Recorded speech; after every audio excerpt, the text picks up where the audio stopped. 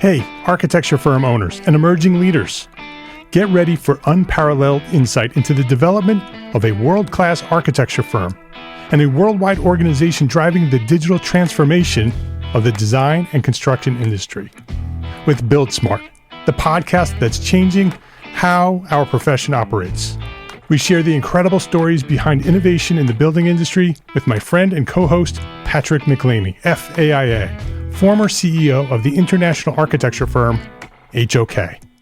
You know, Yamasaki's office or firm lasted during his lifetime. And when he passed away, I think that was the end of the Yamasaki office. Helmut did not want that. He wanted a firm that would live out and grow beyond the founders. In Season 1, discover the untold stories behind HOK's meteoric rise, from 150 employees in St. Louis to a powerhouse with over 1,900 staff members and 27 offices worldwide. You know, they weren't as polite as the Kojima people. That was just boom. And anytime you have a creditor, whether it's Kojima or the bank, that wants their money, unless you can raise money someplace else, you are out of business. Bankrupt. And hold on tight for Season 2, where Patrick takes us on a new adventure as chairman of Building Smart International, shaping the future of digital transformation in the design, construction, and operation of built assets. Ian Howell, Ken Harold, and I, Ken was my technical representative from HOK. The three of us took a tour of Europe of 5 cities in 5 days. Very busy time. Simply follow the link in the show notes to subscribe to Build Smart now and uncover lessons that will transform you and your architecture firm.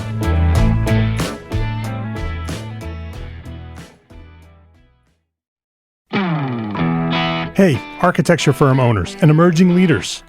Get ready for unparalleled insight into the development of a world-class architecture firm and a worldwide organization driving the digital transformation of the design and construction industry. With Build Smart, the podcast that's changing how our profession operates. We share the incredible stories behind innovation in the building industry with my friend and co-host, Patrick McLeamy, FAIA, former CEO of the international architecture firm, HOK. You know, Yamasaki's office or firm lasted during his lifetime. And when he passed away, I think that was the end of the Yamasaki office. Helmut did not want that. He wanted a firm that would live out and grow beyond the founders. In Season 1, discover the untold stories behind HOK's meteoric rise, from 150 employees in St. Louis to a powerhouse with over 1,900 staff members and 27 offices worldwide. You know, they weren't as polite as the Kojima people. That was just boom. And anytime you have a creditor, whether it's Kojima or the bank, that wants their money, unless you can raise money someplace else, you are out of business. Bankrupt. And hold on tight for Season 2, where Patrick takes us on a new adventure as chairman of Building Smart International, shaping the future of digital transformation in the design, construction, and operation of built assets. Ian Howell, Ken Harold, and I, Ken was my technical representative from HOK. The three of us took a tour of Europe of 5 cities in 5 days. Very busy time. Simply follow the link in the show notes to subscribe to Build Smart now and uncover lessons that will transform you and your architecture firm.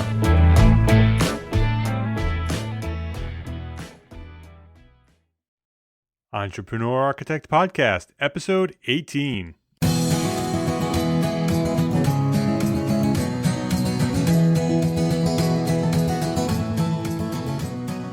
Welcome to this episode of the Entrepreneur Architect Podcast. My name is Mark R. LePage, and this is the podcast dedicated to a successful life as a small firm architect. My goal is to inspire you to build a better business so that you may pursue your purpose with passion and finally live the life of your dreams. David Zock is a futurist. I don't know about you, but before meeting David at AIAS Forum in Chicago, I thought futurism was the creation of science fiction writers. But in fact, David Zock is a professional futurist. David is a full-time speaker and has given more than 1,500 presentations over the past 27 years. He was a member of the board of directors for AIA National and has a personal passion for the future of architecture. This is an action-packed episode of the Entrepreneur Architect Podcast.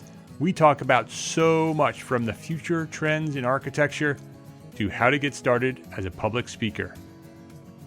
David recites quotes, gives great advice, and recommends a bunch of videos, books, and websites, so you are going to want to get the show notes for this one.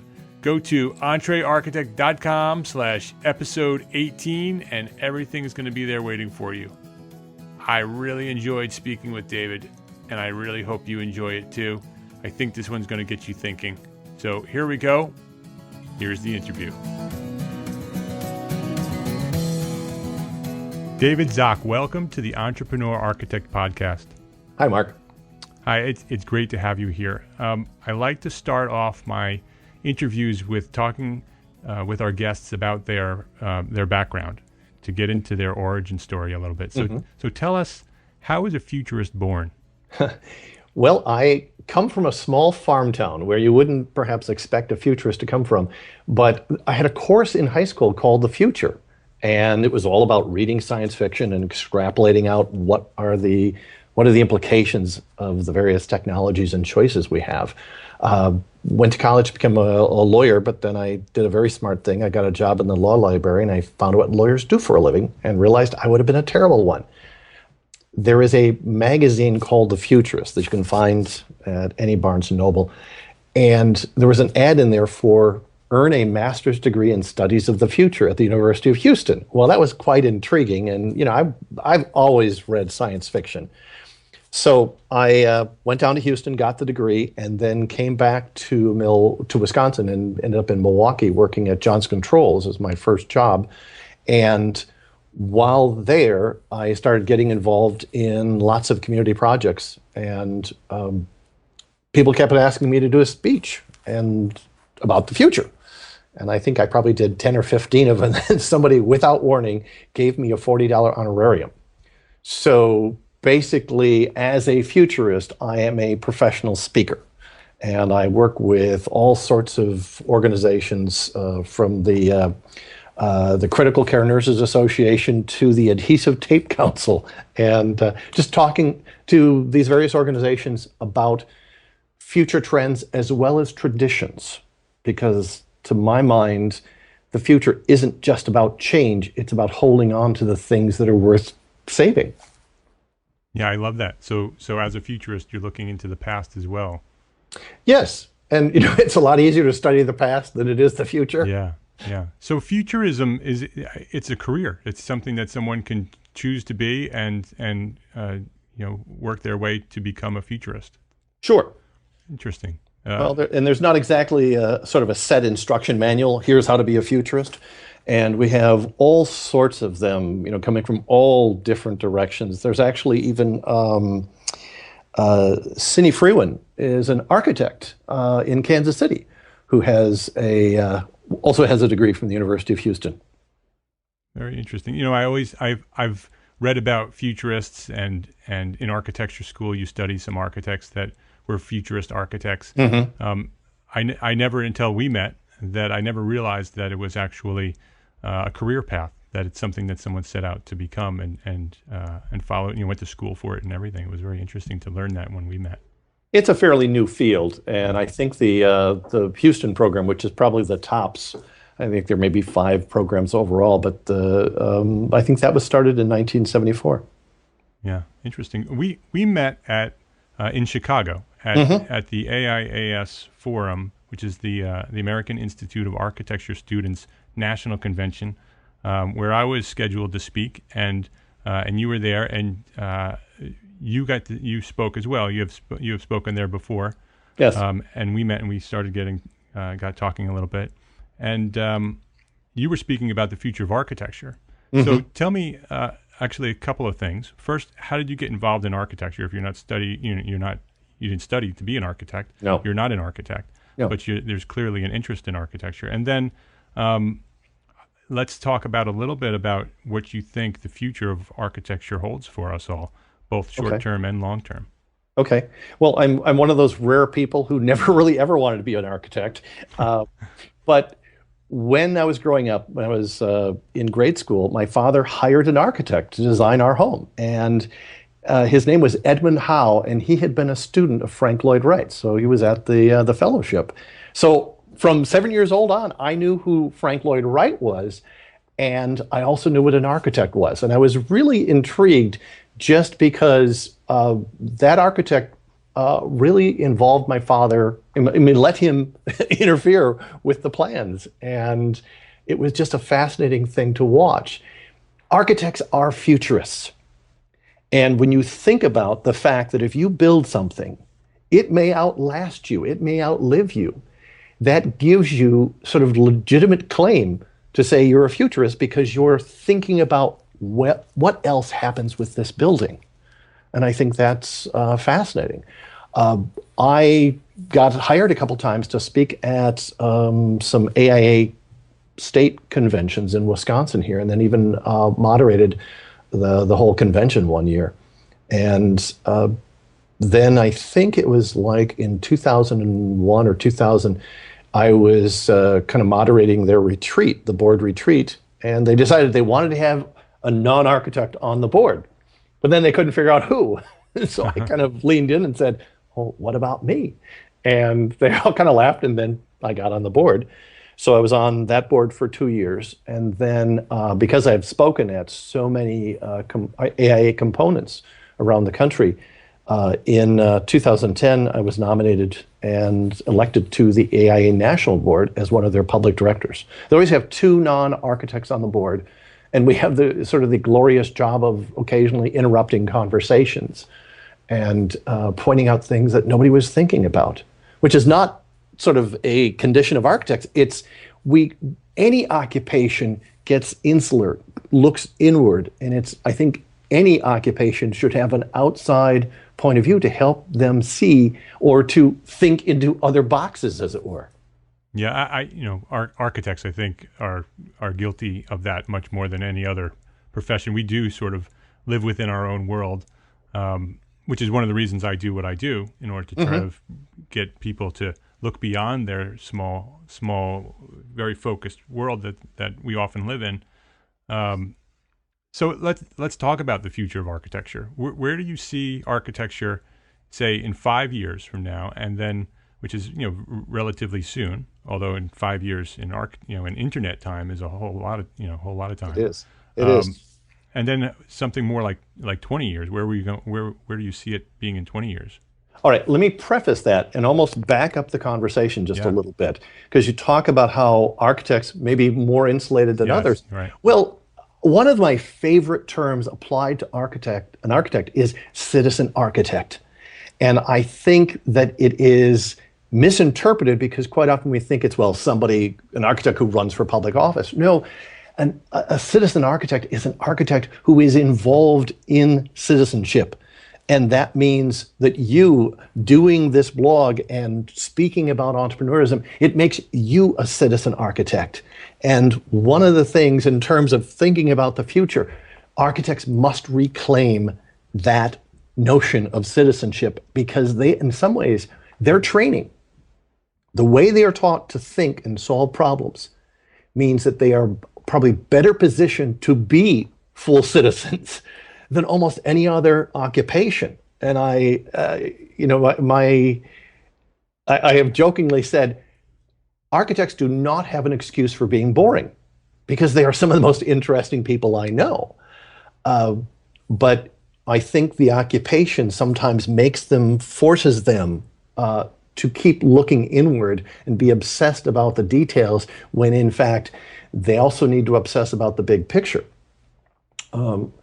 There is a big fear that I have that the future of architecture will be boring because there is so much attention to sort of the technical and, you see so many buildings. I've shared with you before, there's this marvelous tweet from a filmmaker in Chicago, Melissa Pierce, and the tweet was, So many new buildings look cold and unromantic, boxy without curves. I'm starting to believe the architects had mothers that never loved them.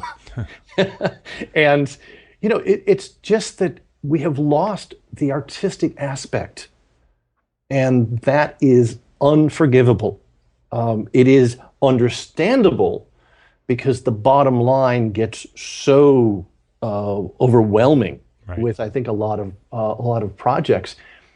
And part of the problem is that because we're so busy, we don't have time to look up from the screen. But architects need to have an ability to be much better defenders of what good design is. And one of the fascinating things that's coming into this arena is the whole notion of 3D printing, which I think it just blows off the doors, literally and figuratively, of what we can do. And we will no longer be as constrained by these specific measurements, for this window and that wall segment. So many buildings I see are just a variation on something else. Oh, we'll cantilever it this way, or we'll have this sized, panel as opposed to that size panel. Well, that when modernism in architecture came in, or whatever term you want to use for it, where they got rid of detail, that was a sad day, and I think it is made for a sad era, where we cannot have play and whimsy in our designs. Yeah, I think that the reality of the budget is often the culprit. That when we start out as young architects, we all have very big dreams of being that architect that will change the world and will create amazing, interesting architecture. And then over the years of having those battles with clients and engineers and developers and contractors, you start to give in. Of course. And those interesting pieces of architecture in development get crushed before they ever even are introduced to the client. It takes a very brave architect to push against the person who's paying you to show them that there's a better way, that and even if it's a less expensive way, clients are very often afraid of things that they're not accustomed to. Sure. And especially when they're developers, where they're trying to make money and they know that this project will make money if it's designed this way. And architects may know a better way and may make them more money, but they're often not willing to take that risk. And so I think that's much of the problem you're describing of the big boxes, that often that's what happens, is the architects get tired of fighting the battle. Yes. Yeah. And it's certainly unfortunate. Part of it really does come down to, I've used the term, we need an apologetics of design, and the term obviously comes from, theology, but it can be applied to things you believe in. And we don't know how to argue anymore. And we're all so nice. Well, maybe we need to be more articulate and more aggressively assertive about why something is good design. We give up these arguments too easily. Yeah, and I think there's also an opportunity for architects to start designing and developing their own work, and, which I think is a dream of many architects, to become architect developers, where they can do it the way they know it can be done, and create examples and models to show clients and developers of, look, this is a way that it can be done. We can make a lot of money doing it this way. So then now follow me, hire me, and we'll do this for you as well. A marvelous quote that I found from, and I'm not exactly sure how to pronounce his name, Alain de Botton. He's a philosopher, I believe, out of England. He said, "The creation of beauty, once viewed as the central task of the architect, has quietly evaporated from serious professional discussion and retreated to a confused private imperative." Ouch. Yeah. Ouch. So what about 20 years? What about like long term from now? Where do you see architecture going? Well, a lot of it depends upon where we are, where we go over the next 5 years. Right. But as much as I sometimes have this sort of gloomy outlook, ultimately I am an optimist, and ultimately I have a great sense of hope. And I think that things like 3D printing and crowdsourcing, crowdfunding, it may lead to not only a manufacturing renaissance in this country and everywhere, but also to some sort of renaissance within design. And you may see just much more imaginative ways we will build. And I've been fascinated with this whole notion of, could we print houses? Yeah. Well, when you look at the precision, the microscopic precision by which we can print things, and then you pull into that even things like nanotechnology, which are at the molecular level of mechanics, it's not unimaginable that we would have the technology to print a house, while in the same time, print the walls, print the wires, print the circuits, print the doors, print the windows, the latches, all of the above. And it just, one of the things I'm really liking is amongst young architects that I've met a number of them, they're sort of launching out on their own. Right. And they when you see the word lab attached to somebody's firm, they're just kind of messing around. And there is this marvelous notion of basic research is what I'm doing when I don't know what I'm doing. Well, we've got so many interesting tools that are still in their infancy. And so I want people to take more time and just play and to experiment. And, I've jokingly, you heard it in my talk for AIAS, that sometimes some of the best innovation happens when someone says, here, hold my beer and watch this. Right. To just not exactly know what the outcome is, but to imagine it and then to try and realize it. Right, and embrace failure. Yes. To go beyond what you think is possible and not be afraid to fail. And the freedom to fail, I believe, is vastly more important than the freedom to succeed. Yeah. Because when we have the freedom to succeed, it quite often means that the pathways have already been cleared out. And as long as you stay on the path, you can succeed. Yeah. But what if you have an idea that doesn't fit in that path? And so the ability to try something, fail, and then look at yourself, look at the situation while you're lying on the ground and go, oh, well, that hurt, and then not do that again. That's a very critical thing. But here's a big issue. We have become so afraid of failure because we have gotten so comfortable in our affluence that we are afraid to fail soon, small, and near. And therefore, then, we don't want anything to fail big and far away, which is obviously, that's the goal. You don't want big failures. But it will ultimately fail big if we don't learn to respond to small failures. Yeah, I think the path to that freedom you're describing is entrepreneurism. Mm-hmm. It is. When small firm architects and sole proprietors embrace entrepreneurism and understand that they're running businesses and build thriving, profitable businesses, then they'll have the freedom to take those risks and to explore the opportunities that are out there, both in architecture and in the way we present ourselves as architects. Our business models and our delivery methods we can take risks and explore and try different ways of doing things because we have strong, healthy businesses that are running well. Sure. And Mark, let me ask you this: do you find that people really understand the term entrepreneur? I think they're coming around to it. Okay. That's my mission.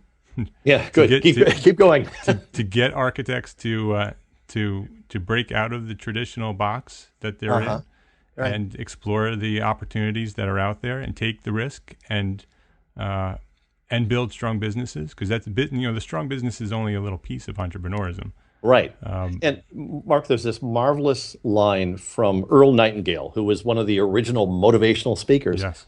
And he said, the biggest mistake you'll ever make in your life is to believe that you work for somebody else. Yeah. which means, to my mind, is that everybody has to be an entrepreneur at some point. And I believe the sort of the origin of the word entrepreneur, French, is to undertake something. Well, we all undertake things. And we get so comfortable. We retire in place. And we just, it's this slow, gradual decline into obscurity, into retirement. We're all sort of sitting in these Barco loungers when we should be up on our feet and, being a lot more active. And you and I, where we sort of bonded was, down at the forum, and both of us had this message to the students that they all have to be entrepreneurs, regardless of whether they're going to work for a big firm or for their own firm. And I would even extend it, because we all know there's a whole bunch of people that will study to become architects and not become architects. Right. And that's okay.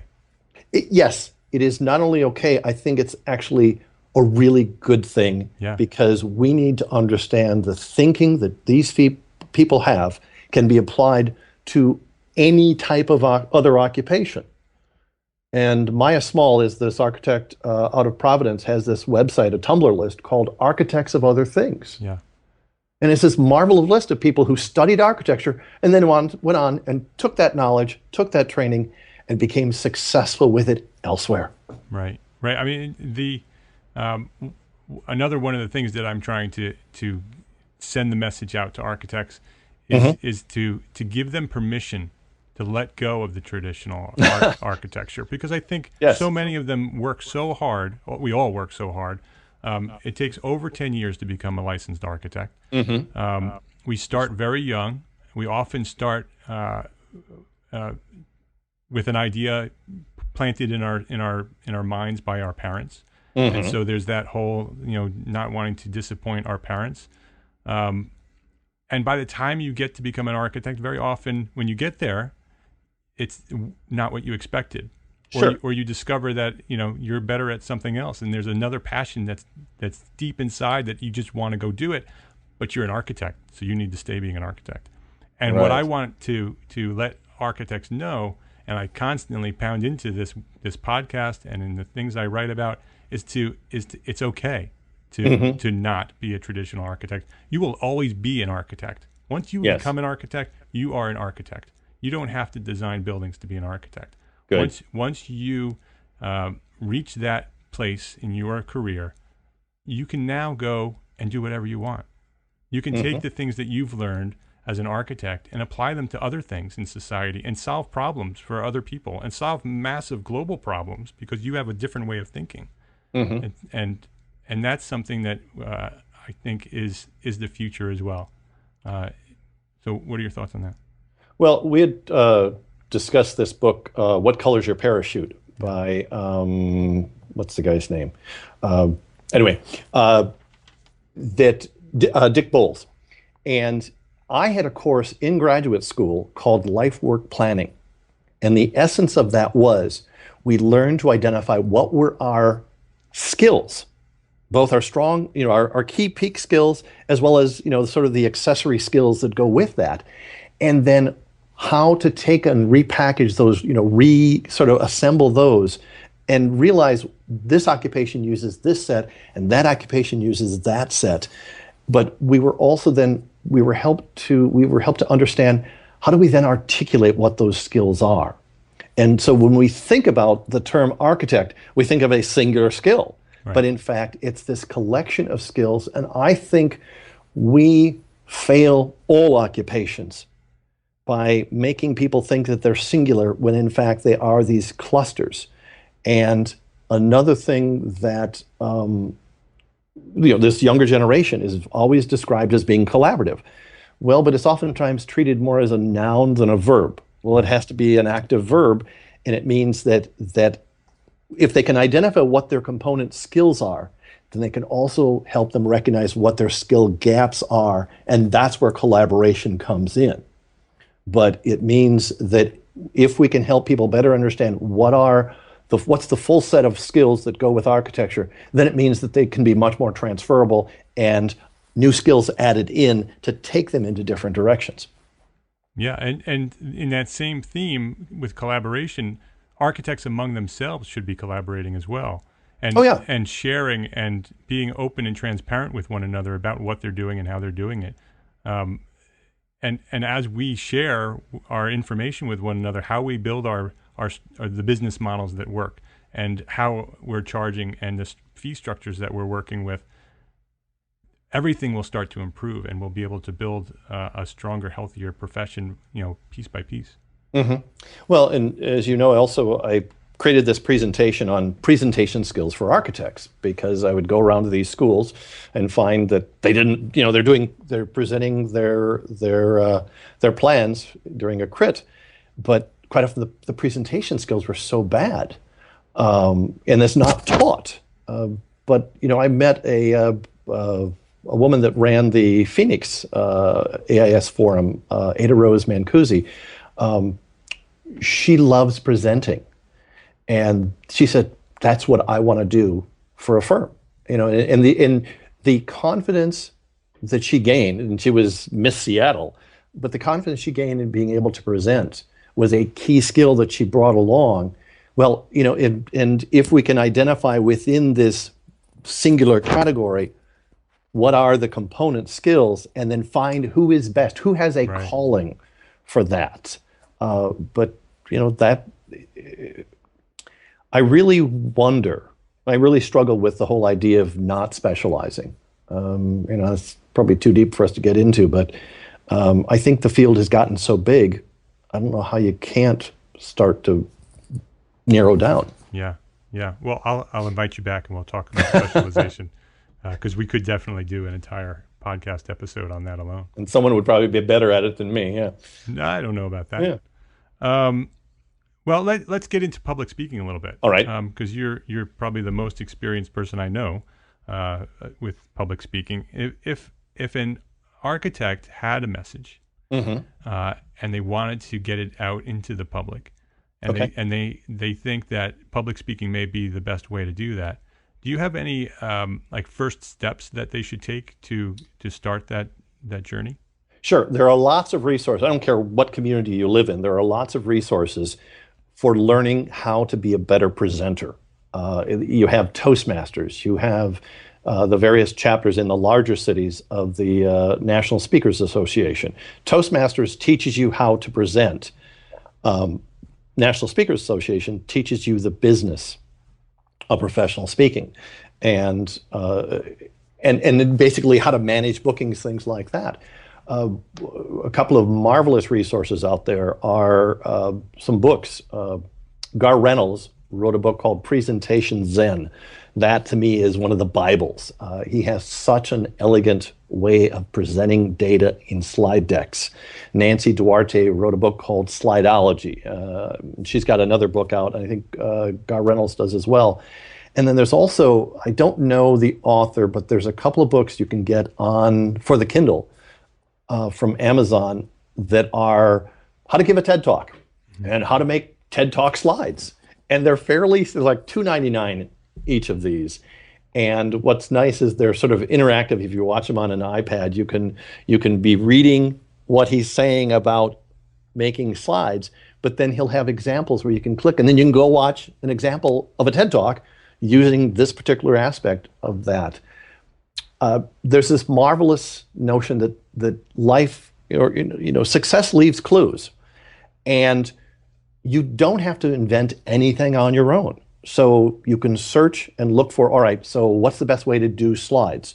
Or what's the best way to learn how to speak? And the internet provides it for you. I've done 1,500 talks in my professional career. And even with all of that, I am still pushing myself to learn and adjust. I am in the process right now of completely redesigning my slide deck. And partly it's just to keep that notion from Stephen Covey of, sharpening the saw. Yeah. And you force yourself to look at things carefully. But, also understand that there are organizations out there that are always looking for somebody to do a presentation. Everything from Rotary to Kiwanis to public schools. And it's okay to make mistakes and not be a good presenter, because let me tell you, my early speeches were not that good. But what you do is you just keep putting yourself out there, and you make mistakes and you pick yourself up and you try again. And I don't know of anybody doing a professional speech that died from it. It's okay to try and see what you can do. So what if you did all that and you learned the skills and you know what you needed to do, and maybe you spoke at a few local events, how do you get noticed to get that ball rolling, to get some momentum? How do you get noticed by the events that are looking for you? I would say that part of it is by writing and having a website where you are putting content on there, but then also making it known that you have these speeches. One of the little tricks that I have is I also have what are called either send-aheads or leave-behinds.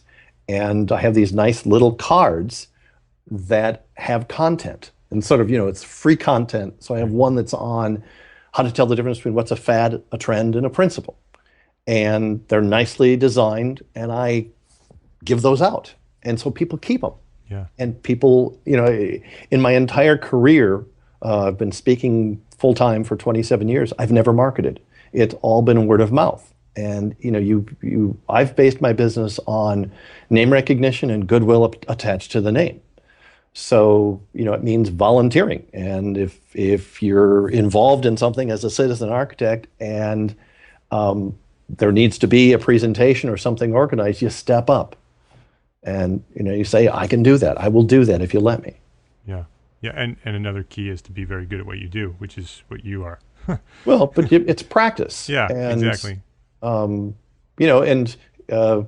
There's a funny thing that, when I'm doing the presentation skills talk, I have this slide entitled The 4%. There are 4% in every audience that comes there just to hate you. And so, it's one of these bizarre things in your career that, you will always find people in your audience who think you totally sucked. And you can't let that stop you, because, well, maybe they're having a bad day or maybe you actually did suck. And then you go back and you figure out, right. what did I do wrong? Yeah. Oh. You just keep on having to see what else is out there. And part of it is the ability to tell stories, to craft images. And think about this. A building is a story, not simply stories, but there is a story to tell. And so learning what storytelling is a marvelous craft. Yeah, I think whether you're going to speak or not, I think storytelling, the skill of storytelling is a very important. We actually had a podcast about that early on, about architects and storytelling. I think it's really, really important. So I think our time is getting close to the end, and I want to ask you one last question. Okay. What do you think the one trend is that small firm architects, not architecture in general, but small firm architects, what do you think the one trend is that small firm architects should be paying attention to in order to succeed in the future? That trend would be that almost any resource you want can be found on the internet, from business plans to networking, the crowdsourcing, like Indiegogo or Kickstarter, that the tools that are available to the big organizations are increasingly becoming available to the small firms.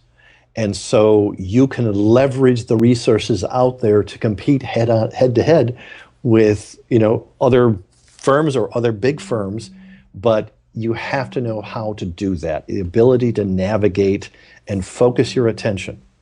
It's said that the most valuable resource in the economy today is your attention. So you have to protect it, and you have to learn how to direct it and focus in. The ability to focus is your greatest ability. Yeah, I was listening to a podcast the other day, and I'm not sure which it was, but the two words they were using was focus and finish. Oh, nice. Yeah. So I guess that's what we're doing now, huh? Yeah. Well, no, focus. That wasn't the intent of that, but focusing is very important, but finishing is also very important. because you can start lots of things and focus on many things and never finish them and never really get anywhere because you never really finish. Well, the internet offers you access to everything, and we're curious, and architects, like anybody else, but more so, are curious people. It's really tough to focus these days. Yeah. I know that. We've spoken about many resources here. You've been very gracious in sharing lots of information. I'll make sure that I link to everything that you talked about today, the books and the videos and everything else that you talked about on the show notes. So anybody who's listening can go to entrearchitect.com and find this podcast and download whatever we're talking about here today. Okay. So David, thank you very much for being with me today. I appreciate your time. I look forward to more conversations in the future, and for maybe bumping into you while I do some speaking myself. That would be great. All right. Thanks, Mark. Right. Thank you, David. Have a great day.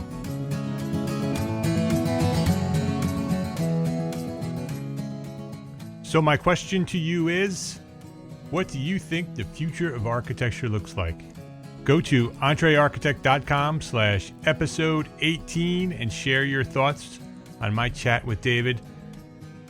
Where do you think the profession of architecture will be in 5 years from now? How about 20 years? I'd love to know what you think. I love doing this podcast.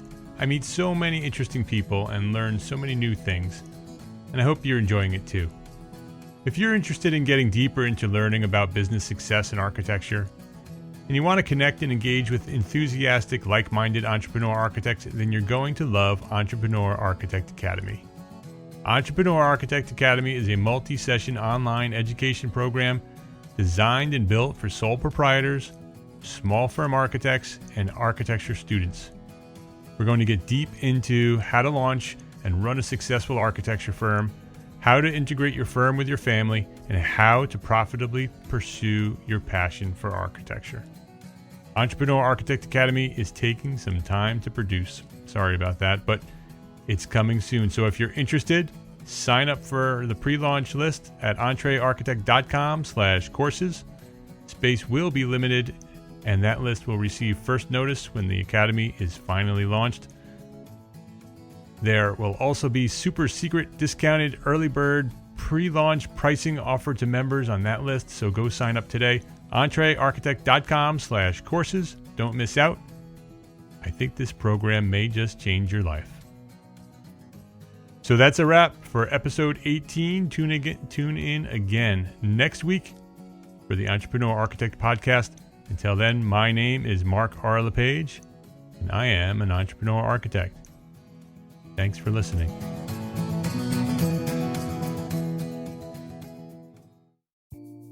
Imagine earning continuing education credits while doing exactly what you're doing right now. Well, you can. Gable Media has revolutionized the way you earn your continuing education credits with a groundbreaking approach. Forget running around town and scouring the internet for credit-worthy courses. Fulfill your CE requirements effortlessly by listening to engaging podcasts just like the one you're listening to now. Our podcasts are designed to educate, entertain, and inspire, all in a user-friendly environment. But wait, there's more. Architects, Gable Media is also approved as an AIA Continuing Education Services provider. Upon completion, we handle everything, from reporting your hours directly to the AIA to storing your certificates in your personal Gable Media profile for your self-reporting needs. So follow the link in the show notes and start earning your credits in the most innovative and entertaining way possible with Gable Media. Attention architects and creative minds. Get ready to supercharge your brand with Build Your Brand, the podcast that's unlocking the secrets of branding success for creatives. Hey there, it's Mark R. LePage, founder of Entre Architect, and I'm inviting you to join my friend, architect marketing expert Jeff Eccles at Build Your Brand podcast, where he explores the captivating stories of the world's top brands and transforms their lessons into powerful moves for small firm architects and creatives like you. In Season 1, Jeff shares the thrilling tale of Southwest Airlines, where he dissects their journey to the summit and distills it into strategies tailor-made for you. It's important to keep in mind that companies like Southwest compete in the real world, just like you, and face real-world challenges, just like you. You might be surprised at how similar those challenges are to the struggles that you grapple with on a day-to-day basis. Don't miss out on your blueprint for success. Subscribe, tune in, and let's build your brand together. You may have noticed that the very best brands in the world are also known for having somewhat unique corporate cultures. That's often the glue that holds everything together when they encounter those rough spots. We don't do it because it inconveniences the passengers to whom we are primarily dedicated, the short-haul, frequent flyer. Follow the link in the show notes to subscribe to Build Your Brand today. Remember, no matter the size, the journey's the same. Your brand's journey to the top starts here.